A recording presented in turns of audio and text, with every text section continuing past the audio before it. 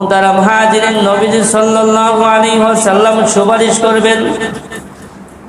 বুখারী শরীফের riwayat হযরত আবু হুরায়রা রাদিয়াল্লাহু তাআলা আনহু বলেন, ইয়া রাসূলুল্লাহ, ইয়া হাবিবাল্লাহ, আপনার সুপারিশের দ্বারা কোন ব্যক্তি ধন্য হবে, কারা আপনার সুপারিশের সৌভাগ্য অর্জন করবে?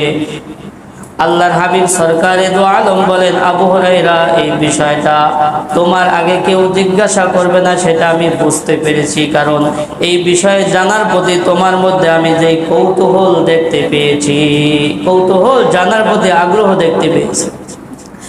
আল্লাহর হাবিব সরকারে দো আলম বলেন, তাহলে শোনো, আসআদুন নাসি বিশাফাআতি ইয়াউমাল কিয়ামাতি মান ক্বালা লা ইলাহা ইল্লাল্লাহ খালিসান মিন কলবিহি আও নাফসিহি। আবু হুরায়রা, আমার সুপারিশ দ্বারা ওই ব্যক্তি ধন্য হবে যেই ব্যক্তি মন থেকে, দিল থেকে বলেছে লা ইলাহা ইল্লাল্লাহু মুহাম্মাদুর রাসূলুল্লাহ। তারাই সুপারিশে ধন্য হবে। নবীদের সুপারিশের মাধ্যমে তারাই ধন্য হবে যারা মন থেকে, দিল থেকে বলেছে লা ইলাহা ইল্লাল্লাহ মুহাম্মাদুর রাসূলুল্লাহ সাল্লাল্লাহু আলাইহি ওয়াসাল্লাম।